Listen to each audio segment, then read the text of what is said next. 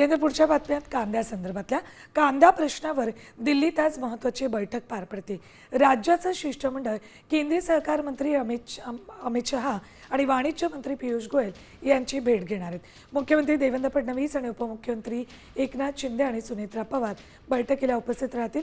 बैठकीत कांद्याला योग्य भाव आणि निर्यातीबाबत निर्णय होण्याची शक्यता आहे, त्यामुळे राज्याचं लक्ष या बैठकीकडे लागले।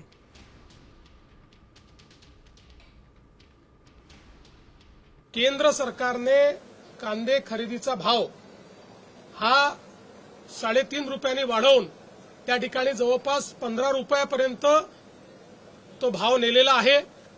मोठ्या प्रमाणात खरेदी देखील सुरू केलेली आहे। आम्ही केंद्र सरकारला या संदर्भात बैठक घेण्याची विनंती केली होती। केंद्र सरकारसोबत बैठक आम्ही करतो आणि त्या बैठकीतून दीर्घकालीन काय उपाययोजना करता येतील याचा प्रयत्न केला जाणार आहे।